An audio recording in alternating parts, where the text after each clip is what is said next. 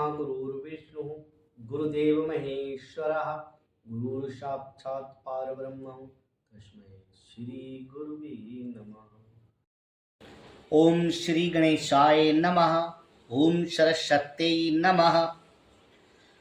प्रिय दर्शकों, हस्तरेखा से भविष्य की जानकारी कैसे प्राप्त करें, तो आइए हमारे वीडियो के लास्ट तक बने रहिए हमारे साथ। वीडियो को बिल्कुल स्किप मत करें, पूरा देखें। ऐसी ऐसी आपको सूक्ष्म जानकारी देंगे सभी रेखाओं के बारे में। यह हस्तरेखा एक समुद्र शास्त्र विद्या है, प्राचीन विद्या है। इससे हम अपने भविष्य की जानकारी प्राप्त कर सकते हैं। हर व्यक्ति को अपने भविष्य की प्राप्त करने की इच्छा रहती है कि मेरा आगे का समय कैसा होगा। तो हस्तरेखाओं के माध्यम से हम अपने शुभ अशुभ परिणामों के बारे में जानकारी लगा सकते हैं। कहते हैं कि तुलसी रेखा कर्म की, मेट सके ना राम, मिट भी जाए तो आश्चर्य नहीं, समझ कियो काम। कर्म करने से भाग्य बनता है। ध्यान दें, जो भी व्यक्ति कर्म करता है उससे भाग्य बनता है और भाग्य से फल की प्राप्ति होती है। इसलिए सदैव शुभ कार्य करते रहिए, अच्छे कर्म करते रहिए। अच्छे कर्म करने से भाग्य बनेगा और भाग्य से शुभ फल की प्राप्ति होगी। तो आइए हम सूक्ष्म हस्तरेखाओं के बारे में विवेचन करेंगे। सबसे पहले हमने एक दायां हाथ लिया है, जो पुरुष का दायां हाथ देखा जाता है। इधर से प्रारंभ करते हैं। सबसे पहले हम सूक्ष्म रेखाओं के बारे में जानकारी आपको देना चाहेंगे। ये दायां हाथ है, जड़ पे चलेंगे। ये 3 रेखाएं जो दिख रही हैं इनको मणिबंध रेखा बोलते हैं। आगे ये वाली भाग रेखा है, ये जीवन रेखा है, ये मंगल रेखा है। और यहाँ पे ये हृदय रेखा है और ये हमारी मस्तिष्क रेखा है। कईयों के यहाँ पर चंद्रमा के क्षेत्र से भाग रेखा का निर्माण होता है। सर्वश्रेष्ठ तो मणिबंध के क्षेत्र से अगर भाग रेखा निकल करके और गुरु की उंगली या शनि की उंगली पर्वत पर प्रवेश कर जाती है तो उसे शुभ मानते हैं। किन्हीं किन्हीं व्यक्तियों के चंद्रमा के क्षेत्र से यहाँ से भाग रेखा निकल करके शनि पर्वत या गुरु पर्वत पर जाती है। इस प्रकार से ये मस्तिष्क रेखा है, ये हृदय रेखा है, ये जीवन रेखा, ये मंगल रेखा है। और यहाँ पर सूक्ष्म रेखाओं के बारे में जानकारी देना चाह रहे हैं। ये 2 रेखाएं जो अंगूठे की जड़ में हैं, इनको राहु केतु की रेखा बोलते हैं। अंगूठा हमारा शुक्र का प्रतीक होता है और ये एक बीचों बीच जड़ से, अंगूठे की जड़ से निकल करके जीवन रेखा को प्रवेश कर जाती है। इसको ज्ञान रेखा बोलते हैं। ये हमने लिख रखा है। ये मंगल रेखा है, ये शुक्र क्षेत्र है, अंगूठा भी शुक्र का प्रतीक है। ये प्रथम उंगली गुरु की उंगली बोली जाती है और द्वितीय जिसे बोलते हैं ये तर्जनी, मध्यमा शनि की उंगली, अनामिका सूर्य की, कनिष्का बुध की। ये रही सूक्ष्म जानकारी। ये सूर्य रेखा है, ये शनि रेखा है और एक रेखा अगर यहाँ से निकल करके और इस बुध पर्वत की तरफ आती है तो इसको रिद्धि सिद्धि रेखा, बुध रेखा बोलते हैं। इसको बुध रेखा बोलते हैं। ये चक्कर होते हैं, गोल आकार के चक्कर होते हैं, लंबे आकार के शंख होते हैं और उसी प्रकार के सीप भी होती है। ये चक्र होता है, ये चक्र होता है गोल गोल शंख चक्र। और सबसे पहले हम विवाह की जानकारी देना चाहेंगे। व्यक्तियों के, युवाओं के प्रश्न रहते हैं, मेरा विवाह कब होगा। माँ बाप के भी प्रश्न रहते हैं, हमारे बच्चे का विवाह कब होगा, किस उम्र में होगा, कैसे होगा, अच्छी पत्नी मिलेगी या नहीं मिलेगी। तो सबसे पहले हम विवाह रेखा पर विवेचन करते हैं।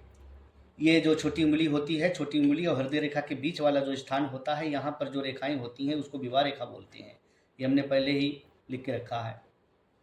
तो यहाँ पर 1 रेखा, 2 रेखा, 3 रेखा, जितनी रेखाएं होंगी उतने विवाह होने के संकेत मिलते हैं। अगर सुंदर स्पष्ट सुडोल बिना टूटी हुई अगर एक स्पष्ट रेखा होगी तो व्यक्ति का एक विवाह होगा, और दूसरी रेखा होगी कहीं बीच से टूटी होगी तो दूसरा संधि विच्छेद या डिवोर्स होकर के दूसरे विवाह की होने की सूचना मिलती है। छोटी छोटी रेखाएं होंगे तो सगाई होने के बाद में सगाई टूट जाती है। इस प्रकार से ऐसे संकेत मिलते हैं। और सबसे स्पष्ट विवाह रेखा का होना, लेफ्ट राइट किसी भी साइड में नहीं झुकनी चाहिए। सुंदर स्पष्ट विवाह रेखा बिना टूटी हुई यहाँ पर हो तो उस व्यक्ति का अच्छी सुशील सद्गुण पत्नी के साथ विवाह होता है। और ये हृदय रेखा और कनिष्का उंगली की जड़ का बीच का जो क्षेत्र होता है, किस उम्र में विवाह होगा, प्रश्नकर्ता हमेशा यही कहता है कि हमारा किस उम्र में विवाह होगा, तो उनके लिए हम जानकारी देना चाहेंगे। ये छोटी उंगली और हृदय रेखा के बीच का स्थान जो 50 साल का होता है, इसकी 50 साल की आयु माप गणना की गई है। तो अगर बीचों बीच में विवाह रेखा होती है तो उस व्यक्ति का 24-25 साल के बीच में विवाह अवश्य हो जाएगा, अनिवार्य रूप से उसका होना निश्चित है। अगर इधर से प्रारंभ करते हैं, अगर बीच के स्थान से पहले रेखा होगी तो उस व्यक्ति की 21-22-23 साल में विवाह होना अनिवार्य है। अगर बीच वाले ही स्थान से इस साइड में नीचे की तरफ होगी, हृदय रेखा की तरफ अगर विवाह रेखा होगी स्पष्ट, तो उस व्यक्ति का 26 साल, 27 साल, 28 साल की उम्र में जैसे जैसे एक एक कट लगा लें और उसका जो 50 साल का जो विवेचन करके उसको यहाँ पर इस प्रकार से कट लगा लें, फिर एक एक साल तक आगे बढ़ते जाएं, तो उसी प्रकार से उम्र बढ़ाते जाएं और उसी उम्र में उस व्यक्ति का विवाह होगा। विवाह रेखा का स्पष्ट होना जरूरी है, वो ऊपर की तरफ झुकी ना हो, ना तो नीचे की तरफ। अगर विवाह रेखा यहाँ से निकल करके हृदय रेखा को काट देती है तो उस व्यक्ति का विवाह में कई प्रकार के विघ्न आते हैं। पहली बात तो विवाह बहुत विलंब से होगा और बहुत दान पुण्य धर्म कर्म पूजन पाठ करने से होगा, और होने के बाद में दाम्पत्य जीवन में कलह बना रहेगा, उसे दाम्पत्य जीवन का आनंद सुख नहीं प्राप्त हो पाएगा। इसलिए विवाह रेखा हृदय रेखा को नहीं काटनी चाहिए। अगर विवाह रेखा ऊपर उंगली की बुद्ध की उंगली में प्रवेश करती है तो वो कुछ शुभ होने का संकेत देती है। नीचे की तरफ तो बिल्कुल ही नहीं होना चाहिए। ऊपर अगर थोड़ा घूम जाती है तो उस व्यक्ति को कुछ ज़्यादा उसके साथ परेशानी नहीं होती है। हालांकि विवाह रेखा का स्पष्ट सीधा रहना ही सबसे श्रेष्ठ बताया गया है। अगर बुद्ध की उंगली में प्रवेश करती है उसकी एक सिरा, तो ये मान के चलो कुछ छोटी मोटी दिक्कतें आएंगी व्यक्ति की, वो टल जाएंगी। तनावपूर्ण जिंदगी, कलहपूर्ण जिंदगी जो आएगी उससे वो निवारण हो जाएगा। और अगर जो हृदय रेखा को काट दे तो व्यक्ति का डिवोर्स हो जाता है, या पत्नी की मृत्यु हो जाती है, या कलह हो जाता है, दाम्पत्य जीवन का पूरा लाभ उसे प्राप्त नहीं हो पाता है।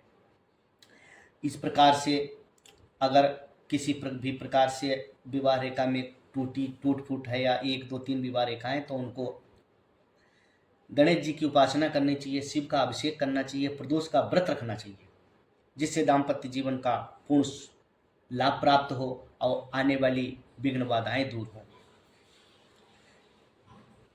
इस प्रकार से आगे हम बढ़ते हैं। ये रही आपको सूक्ष्म विवाह की जानकारी। सबसे अब फिर हम बढ़ते हैं, इसको सूर्य रेखा बोलते हैं। ये राजयोग की रेखा बताई गई है। इसको जिस व्यक्ति के हृदय रेखा से निकल करके सूर्य उंगली में प्रवेश कर जाती है उस व्यक्ति की सरकारी नौकरी लगना निश्चित है। वो अवश्य सरकारी नौकरी उसको प्राप्त होगी, राजयोग से बोलते हैं।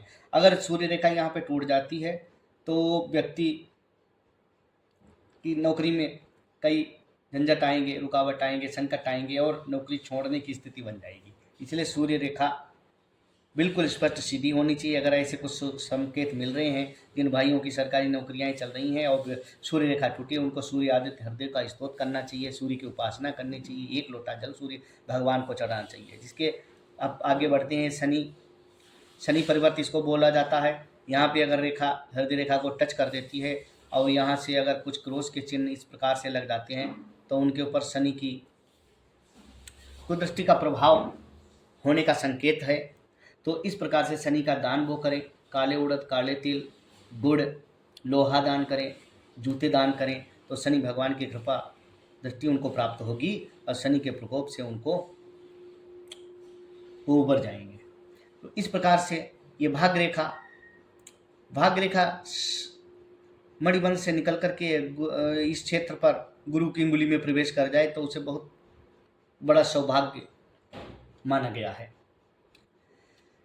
ऐसे व्यक्ति महान होते हैं, प्रोफेसर होते हैं, अभिनेता होते हैं, राजनेता भी होते हैं और बड़े व्यापारी भी होते हैं, क्योंकि देवगुरु बृहस्पति ये कुंडली में सबसे बड़ा कारक ग्रह माना गया है। उसकी शुभ दृष्टि उस व्यक्ति के ऊपर भाग्य पर पड़ती है, भाग्य भाव पर, तो इस व्यक्ति के सब कार्य सिद्ध हो जाते हैं। यहाँ पे और ये गुरु की उंगली हृदय रेखा के बीच वाले स्थान, इसको बोलते हैं गुरु पर्वत। यहाँ पे अगर 1, 2, 3 जितनी भी रेखाएं छोटी छोटी निकलेंगी वो पितरों की रेखा होती हैं। उस व्यक्ति के ऊपर पितृ भगवान की कृपा दृष्टि प्राप्त होती है, पितृ देवता उसके प्रसन्न होते हैं।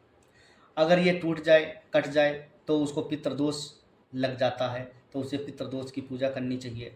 अमावस्या के दिन पानी का दान करना चाहिए और प्याऊ लगवाना चाहिए, गरीब व्यक्तियों को भोजन कराना चाहिए, तो इससे पितृदोष की निवारण हो जाता है। तो इस प्रकार से ये अंगूठे की जड़ में और आगे हम बढ़ते हैं, छोटी छोटी रेखाएं जो 2 बन जाएं तो उसको राहु केतु की रेखा बोलते हैं। जिस व्यक्ति के जीवन में राहु केतु प्रभावित कर देता है तो उस व्यक्ति के काम में अड़चने आए दिन बनी रहती हैं, कोई ना कोई विघ्न आता ही रहता है। तो इसलिए राहु केतु की शांति का उपाय करें आगे चल करके।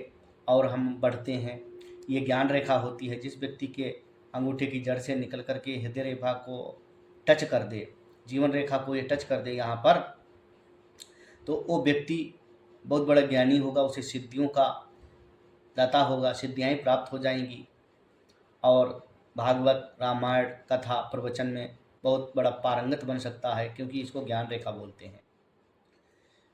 आगे चलते हैं, ये मंगल रेखा है।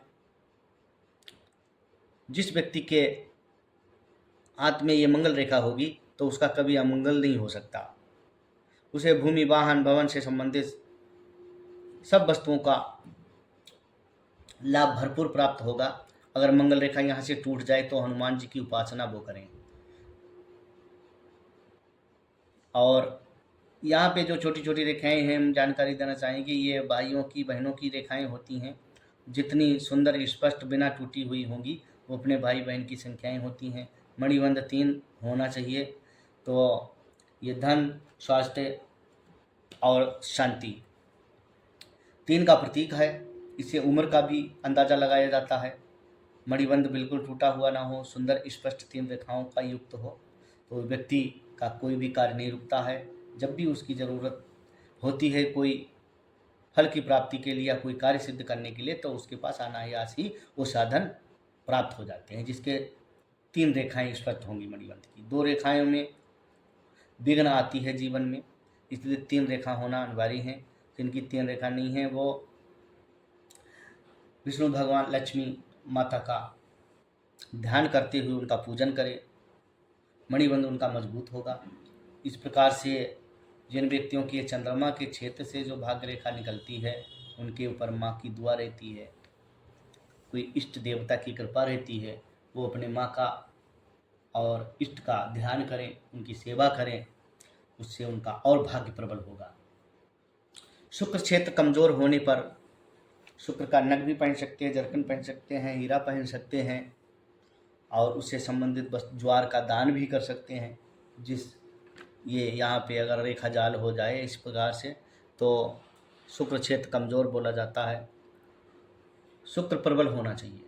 कहते हैं शुक्र बहुत ही कारक ग्रह हो बताया गया है, शुभ कारक ग्रह बताया गया है। शुक्र प्रबल होना बहुत ही अनिवार्य है। जिसका शुक्र प्रबल होता है उसे हर प्रकार से सुख की प्राप्ति होती रहती है। इसलिए शुक्र को मजबूत करने के लिए, शुक्र ग्रह की शुभ दृष्टि प्राप्त करने के लिए ज्वार कबूतरों को खिलाएं और बने तो जरकन भी धारण कर सकते हैं, हीरा भी पहन सकते हैं। वो कुंडली में देख करके पहना जाता है, कारक ग्रह का जो रत्न होता है। तो इस प्रकार से हमने सूक्ष्म विवाह की जानकारी के साथ साथ अन्य रेखाओं के बारे में जानकारी दी है। और अगर वीडियो अच्छा लगे तो लाइक भी करें, शेयर करें, सब्सक्राइब करें, जिससे ज्ञान का आलोक जन जन तक पहुँचे। हर व्यक्ति कुछ ऐसे वीडियो देख करके अपने भविष्य की जानकारी खुद प्राप्त कर ले। इन्हीं शब्दों के साथ ओम